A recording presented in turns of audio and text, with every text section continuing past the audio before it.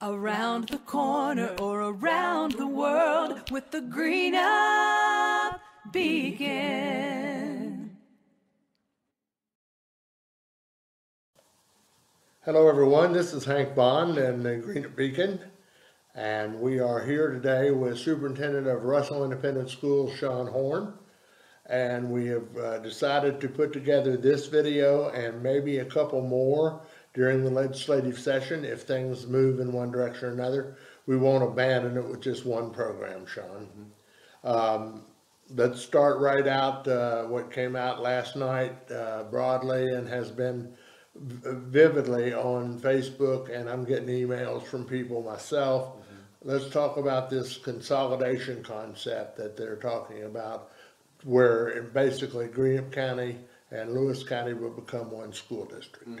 Yeah, last night, well, before we begin, Hank, I'd like to thank you again for giving me an opportunity and a platform to be able to discuss some of these issues.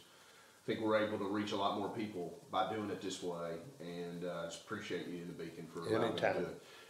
With that being said, last night about 8 o'clock, I received a message from Tom Shelton, which is the Executive Director of our Superintendent Organization. Right. Regarding House Bill 242, which is sponsored by Representative Toby Harold. He represents Breathitt, Estill, Lee, part of Madison County, and Owsley County. And under what he's proposing in this bill would essentially merge the 173 school districts as we know it into 55. For independent districts, which obviously we're an independent district, it would completely abolish all independent districts. There would be no independent districts.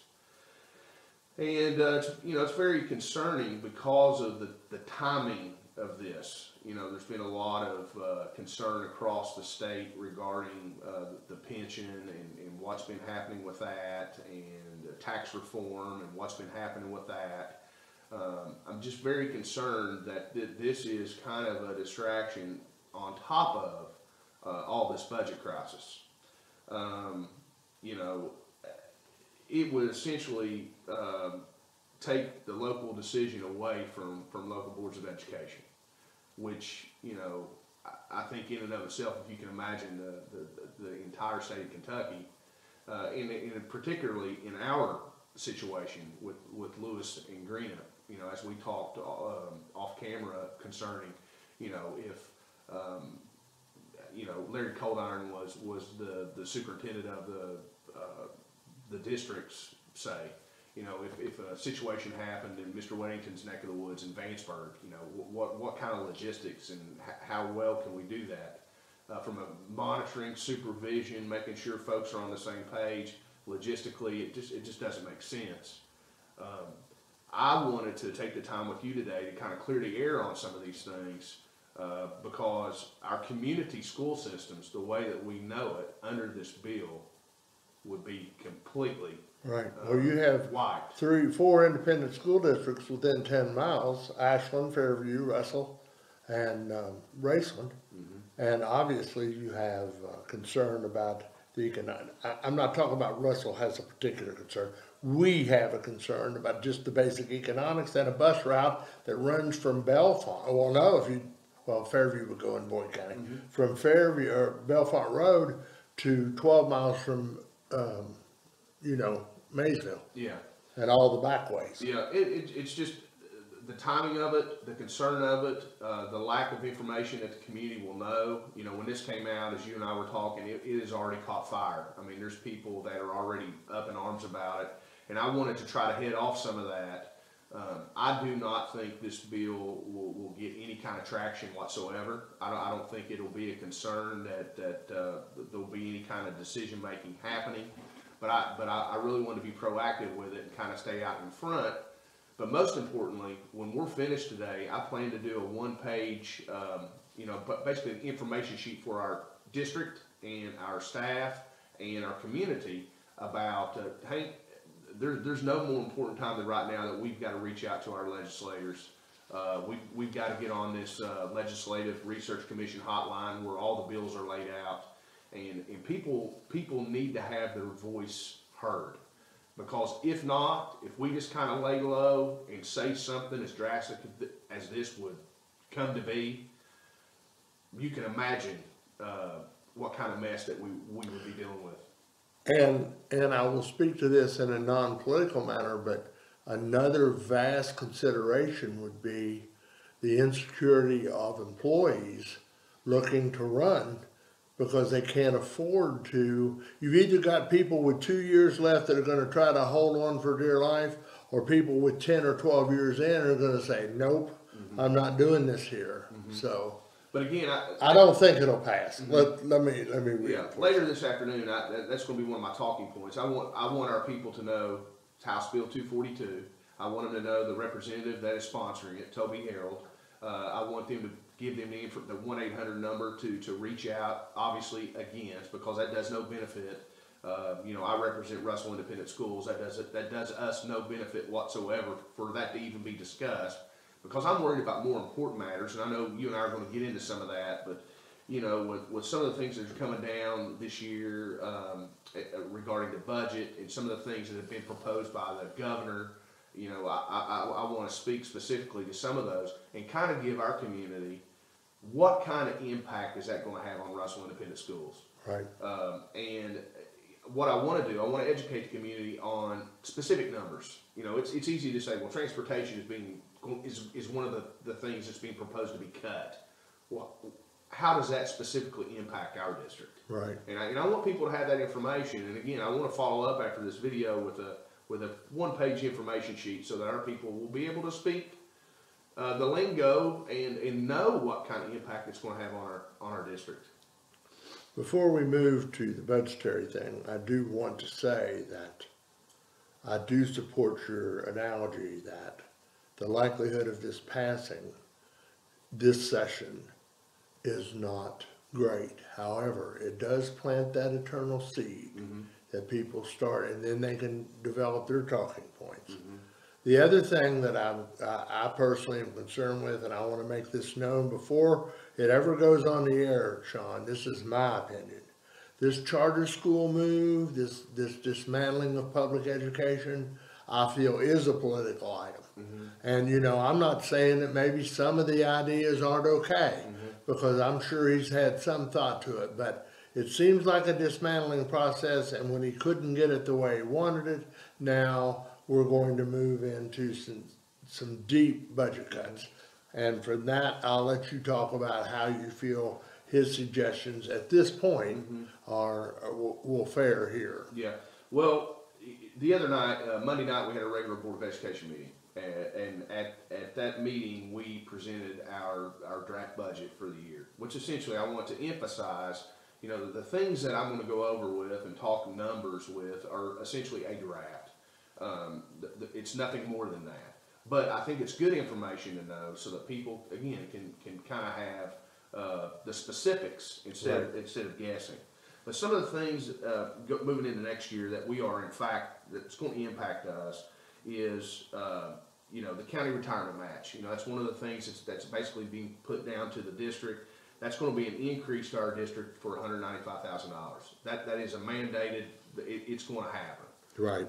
That's going to happen. You know, every year, if we do no raise for our people, in the past couple of years, we haven't been able to do a raise for our folks, but you still have movement on the salary schedule. Yes. So for those teachers that go from a rank 3 to a rank 2, a rank 2 to a rank 1, it's their 10th year of experience, their 15th year experience, their 20-year experience. Right. You have movement on the scale.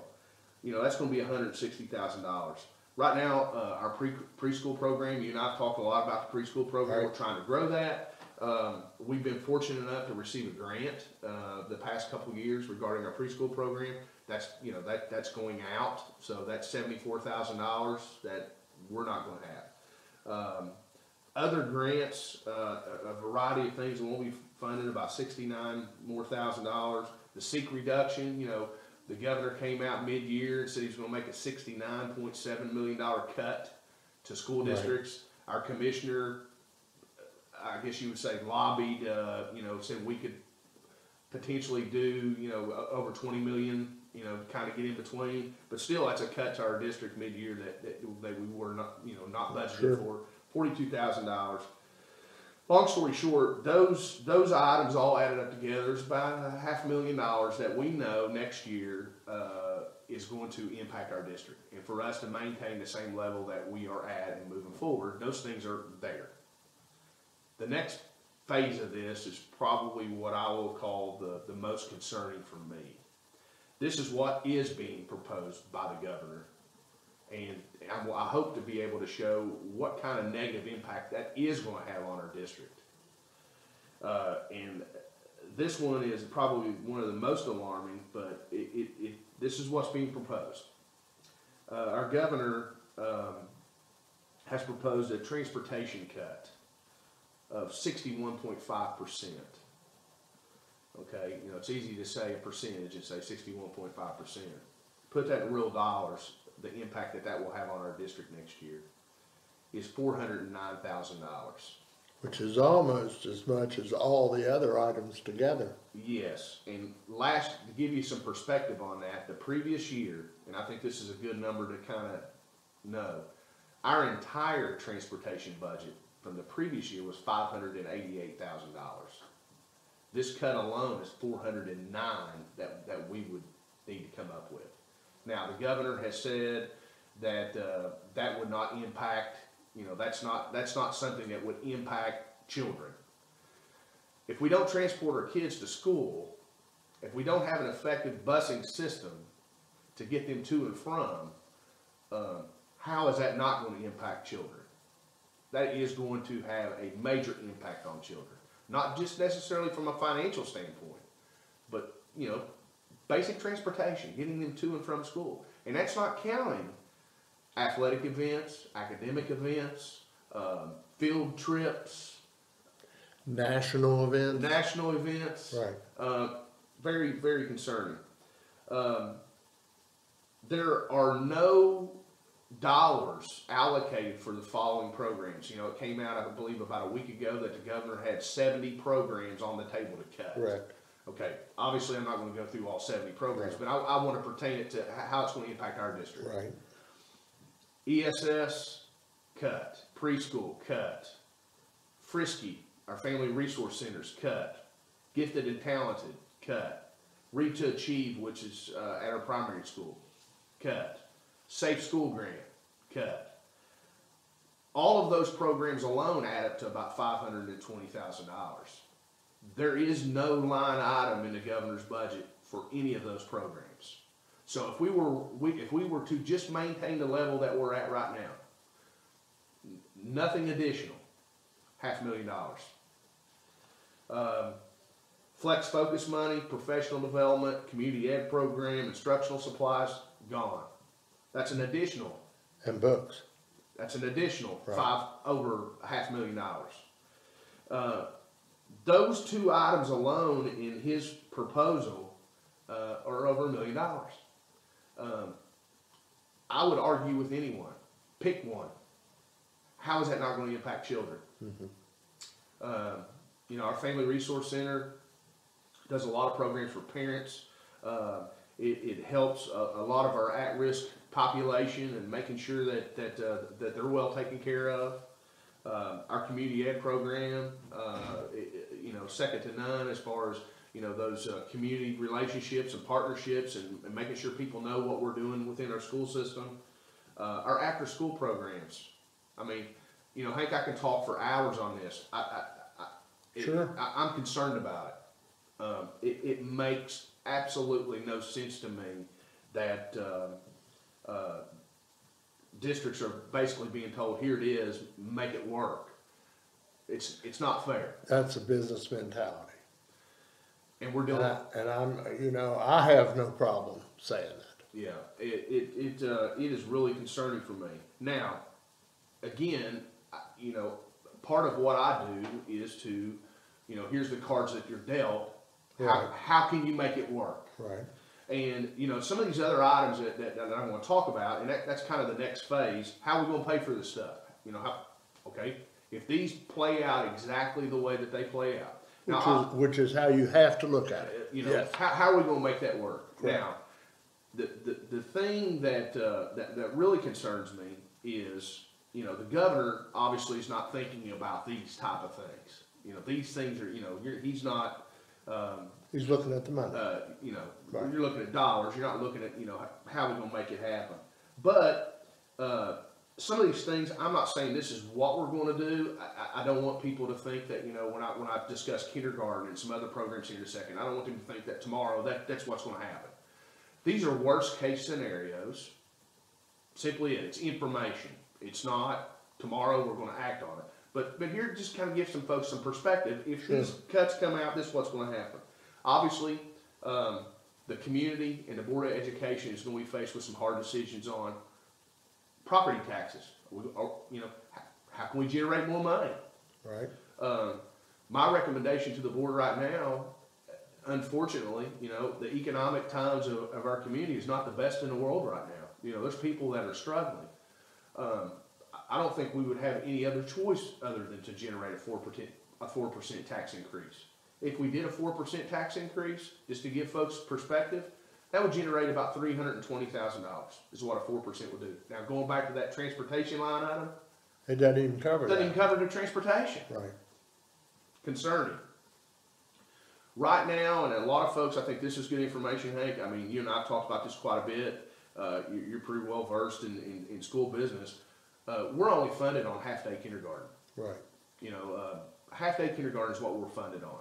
You know, obviously, we do full-day kindergarten. Yes. So that needs to be picked up somewhere. We've always done that. We will continue to always do that. I don't want to let people think that next year we're not going to cut our kindergarten program. Right. But if you're looking at a bare bones and how can we generate money, and this is what we need to get by, if we changed our kindergarten program, and that's everything, top to bottom, instructional assistants, our teacher salaries, everything that's a part of that. If we cut our kindergarten to a half day, it'd be about $257,000. But you also would incur additional transportation costs. Absolutely. You know, And the average cat doesn't look at the backside. No. Yeah. Our staffing formula, you know, something that I'm really proud of, and you know, we will continue to do what's right by our kids, is our student-teacher ratio. You know, obviously, every parent wants their child in a classroom where the numbers are as minimum as they possibly can be. Children benefit by that. It makes perfectly good sense to have, you know, the less students that are in the room, the easier it is for the teacher to navigate and give those kids one-on-one attention and do what they need to do. But if we changed our staffing formula, you know, which we have policy that basically dictates X number of kids in a classroom, this is how many teachers that you are allocated. You know, we follow policy on that. That's what drives our staffing formula. Right. Well, you know, if we have some flexibility with that. If we altered that at the middle school and the high school to say 27 kids per one student, you know, 27 kids per one teacher. If we did that, that would be able to generate about $500,000, $250,000. But to put it to individuals, that would be a loss of potentially 3 to 4 teachers per building. Right. Right. Not a good situation. No. Athletics, you know, a lot of folks, you know, your community, athletics are important. You know, a lot of our children are plugged into, you know, we're a small school. A lot of them do multiple things, both male and female. Our athletic budget last year was a little over $400,000 total. That's what we spent. And I'm just, you know, when Mr. Chambers and I were working on the draft budget, we said, you know, what if we cut our athletic budget by half? Well, you know, we cut it by half, it's going to be about $200,000. Think of the opportunities. You cover a lot of sports. Think of the opportunities that would be minimized if we did that. Yes, because many of the sports, football and basketball, do generate some income. Mm-hmm. But it has to be shared because of Title IX and so many things. Again, another thing you and I experienced, the average person only knows the band didn't show up at the girls' game. They don't realize that to travel with the girls' team to the region or the boys or at any school, this isn't just Russell. Think of all of what we classify, I don't like using the word, but think of all the minor sports that we have, the smaller. And the non-revenue producing, I mean, they do a little. But like track, I don't believe you charge for track. No. You know, and to transport them, I mean, that's a bus, isn't it, at least? Mm-hmm. Okay. If we had to be drastic and freeze salaries, you know, we have no intention on doing that, but you know, if we did, you're looking at about $160,000. And what I mean by freeze salaries is, you know, Don't go up the scale. you just won't go up the scale. Right. You know, there will be no step increase. There will be no, you know, where you're at is where you're at. Right. Not a good situation, not something we want to do, but you know, that's a drastic worst case scenario. Downsizing our preschool. Under this proposed budget, you know, we have worked diligently the past 5 years to grow our preschool program. Right. It would set us back, and I'll use just myself as superintendent, it would set us back 5 years. I don't think anyone would want to support that or get behind it. No. But if we downsize our preschool, we're looking at close to $100,000. We currently allocate $139 and I want to say 14 cents per student for our SBDM allocation.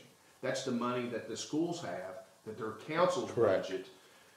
You know, the state would allow us to decrease that to $100 per student. You know, that we would be able to generate, you know, instead of funding for 139 and change, we'd be able to fund for $100. That would generate about $80,000 if we did that. But that's not going to impact kids, right? Right. Yeah. You know, but you know, there's a lot of these academic competitions. You know, we have always, you know, Russell Independent School's been known for the academics and all that. You know, just for talking For points. 100 years. You know, just for talking points. Yes. You know, if we did 50% on the athletics, what if we did 50% on the academics? You know, I can go on for days. No bus, you know, our bus fleet is second to none. You know, next year, we want to add an additional special needs bus to our fleet, an additional regular bus to our fleet. Fortunately for us, because our board and our people, and we take care of our stuff, we've had a really good program trying to do a bus a year is what we've tried to do. Right. If you look at our bus fleet looks phenomenal. Yeah. But this would essentially say no new buses. So basically what we have is what we have. You know. And I think some districts are at that already, Mm-hmm. Sean. And something that is being out in the media, we have not even given this a thought, but I you know, as I told the board, I think it's a good talking point. You know, our maintenance and custodial staff, we have really good maintenance Yes. and custodial staff. They take care of our stuff. Some districts are faced with outsourcing those Right. positions. And you know, when you're starting dealing with a third party, Well, you open up the security of the entire building. you know, what are you going to get from that? Yeah. And I didn't even put a dollar amount on that, but you know, that is just not a place that we want to go. No. Now, one other thing that I think is important, and the governor has proposed this, is that we look at moving 12% of our administrative costs back into the classrooms. Well, that's not a cut. You know, the governor has essentially said, you know, we need to put the money back to be where children are at. I would argue with the governor because I think all of our administrative staff and instructional supervisors and those folks, they do have impacts. They do have an impact on children. If those folks weren't doing what they were doing, it'd be impossible for us to be able to do what we're doing at the buildings. That's not a cut. That's just moving money. So essentially, what we would be doing is playing a shell game. You know, we would be taking money, moving it from one pot to another, moving it back. Just not a good way of doing business. No. I'm very, very concerned about all this, Hank, as you can probably tell. I don't want folks to be misinformed. I want them to have specific information. I don't want anyone to think that tomorrow we're coming through with a sword and swinging this, but I want folks to understand we've got to talk to our legislators. I had a meeting with Representative Bentley in here the other day, and I shared all this information with him.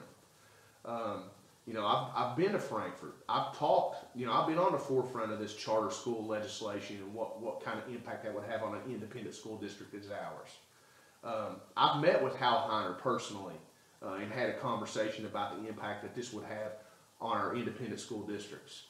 And I encourage everyone, and I'm going to send that one-page information sheet out with all the numbers on it. Contact, right. And Yeah. Hank, there is no better time. Our folks, we're going to have to band together and let people know if some of this stuff that's being proposed happens, how is it going to impact Russell Independent Schools? It's not going to be a good thing. No, sir. No, sir. And I think we know that, John. I'm just concerned about it. And again, I don't want to be dire straits, and I don't want to say the sky's falling, because right now we are in good financial standing. We have a lot of great programs. Our teachers are doing fantastic work every day. Our people behind the scenes are doing fantastic work every day. Our principals are doing fantastic work every day. But I think information is good, and I think sure. I think people need to know where we stand. And going back to that House Bill 242 and merging into, doing away with independent school districts, there's no better time. We got to fight for our school system. And I'm going to be there every step of the way, and I want our folks, and I know our folks will step up and do the right thing. But we need to get the word out. We need to get the word out, and hopefully, after this session is over, the impact to our kids at the end of the day is not going to. It'll be minimized. Right. But I think it's good information to have, and I hope people take the time to see your video and go from there. Well, what I want to do before we close is say, when we see movement in Frankfort, we'll just do another video. Yeah. But again, I'm not saying on one item, but you know what I'm saying. When we see how this is going to play, we can do 2 or 3 more, yeah.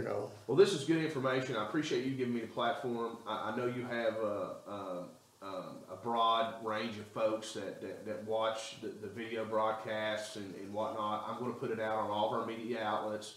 I hope that our principals will get the information out to all their people. I'll get the link out as soon as we're done today. Right. But I wanted to stay ahead of it, because I know right now we're kind of having a groundswell of people just talking because they get fragments here and there. Right. And I want to send my one pager, and I will forward that to you as well. We'll run it as the letter. I'll take care of that. Don't worry. I'm not looking to charge you for that. We'll get it out there. The one thing that I want to say that you take for granted is 2 things. First, this draft budget is law required. Every district has to do a draft budget and have it turned in before they can pass a real budget, because it goes through a review process. That's another set of hands involved in this that the average citizen just does not realize goes on. Mm-hmm.